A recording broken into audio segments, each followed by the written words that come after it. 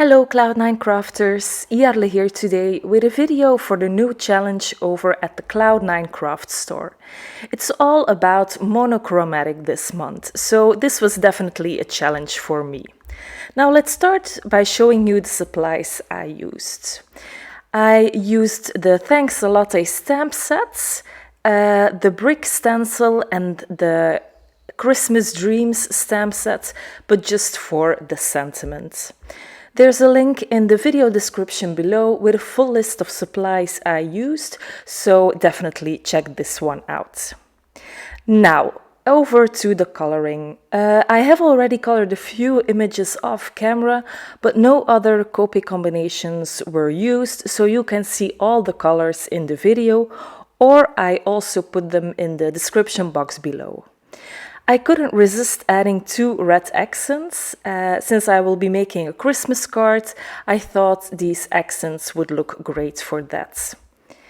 Since it's a monochromatic look, I just used different shades of warm grays, and for the little coffee cup I used 3 toner grays just to have a little variation in shades.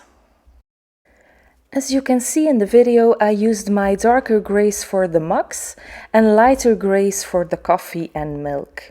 Since the marshmallows are supposed to be white, I used an N0 and a C00, which are very light. These variations of lighter and darker markers give this the monochromatic look, with still a lot of definition in color, highlighting and shadows. Normally I only use 3 markers for one combo, but for the larger images I actually used 4 this time. I find that my blending turns out better when I do it like this. I always start with my darkest marker and then go from the darkest to the lightest marker. I repeat this 2 times just to get a nice blend. For the largest cups, I think I did this 3 times because I still got some harsh lines. As always, I use Transotype paper when I'm coloring with Copic markers, just because I find that this paper just gives the best results when coloring with alcohol markers. You will see that I didn't actually end up using the 2 candy canes that I colored, just because I wanted to keep it simple and there was just too much red if I added these to my card. For the card itself, I started with a piece of Bristol Smooth cardstock, which I die cut with the outside-in stitched rectangles from Fawn. This would give my card a nice border around the panel, which gives it this really cool look. I adhered it with temporary glue to my stencil station so I could start my stenciling. I placed the brick stencil on top of my panel, and because of those 4 magnets, my stencil would not move while I inkblend over top. You really want to make sure that your stencil is placed straight on top of your card panel so you wouldn't end up with a crooked wall. Since it had to be a monochromatic card, I used 2 Distress Oxide colors in grey, and these were Pumice Stone and Hickory Smoke.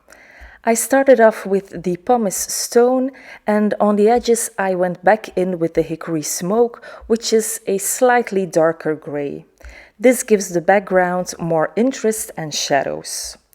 As I remove the stencil, you can see the effect it created. Now I did want to ground my cups a bit, so I trimmed down wood grain cardstock in white. I took a big border that I could trim off later after I decided how and where I wanted to place my 3 images. Now that's where it actually went wrong a bit, because I liked the placement of my images, but I eventually totally forgot to trim down the border. Now, since I already adhered my images with liquid glue and foam squares, I just couldn't move it anymore, so I couldn't trim off the border to be slightly smaller. So you will see me pull up the border a bit and try to put glue below so that it actually did adhere better onto the card panel. I was lucky that the border was somehow straight on top, or I would have a all crooked floor. So I adhered the left and right mug with glue, and the middle cup was put down with foam squares to create a bit of dimension on my card. For my sentiments, I prepped a piece of narwhal cardstock with my powder tool from Tailored Expressions. This prevents embossing powders to stick everywhere but the sentiment. I stamped down both sentiments with Versamark ink and then sprinkled on some white embossing powder. Off camera, I heat set it with my heat gun. Now you guys might know me by now. When I cut my sentiments with scissors, they always seem to be all crooked, so I use my trusted sentiment banners from Fawn to die cut them. On the left and right edge, I just use my paper trimmer to trim them down to the correct size. I use some foam squares to adhere them down onto my card panel. Now I just need to adhere my card panel to a white card base. First, I took a piece of gray flower market paper and I adhered this onto my card base. This is just 5.5 by 4.25 inches.